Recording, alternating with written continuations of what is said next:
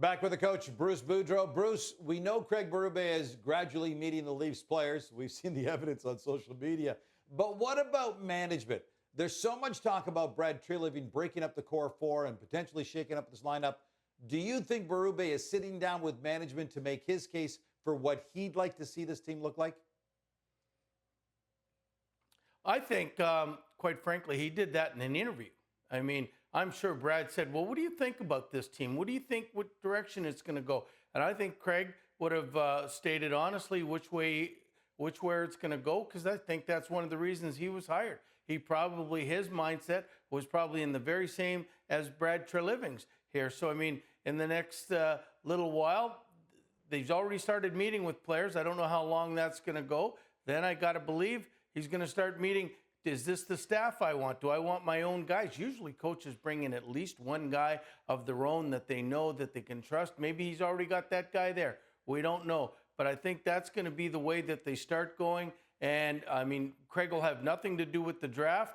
But, I mean, on free agent day, he'll be at the table. He'll be waiting. Brad saying, hey, we got a chance to make this kind of move, that kind of move. What do you think? He'll be there for advice.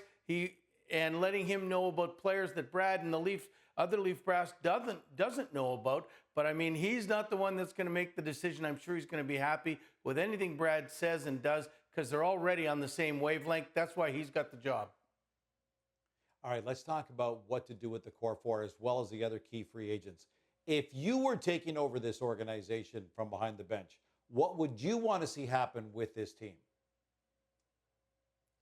Wow, that's a good question.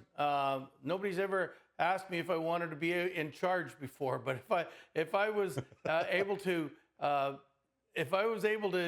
like, the core four are great hockey players, and they create some great. I would like to add to them where it's a four-line team. That's what I would like to do. I would like those four guys can stay the same. You'd have the top two lines maybe in the league, but I mean, you got to get the third and the fourth line stronger so they can play less minutes. Like if you look at what the Oilers did the last game or a couple games that they've won in this series, they've limited the ice time to, they're not playing Connor McDavid 28 minutes. They're not playing Draisaitl 26 minutes. So you need, if you want the Leafs to get better, you need that third and fourth line to be able to play over 10 minutes a night. And that's what they have to do. As to who the players are, I don't know. That's to whoever they like.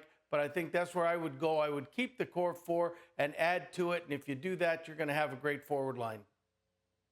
All right. It's going to be a busy offseason for the decision makers in Leafs land. In addition to whatever they do on the trade front, they also need to deal with 14 free agents from last year's roster.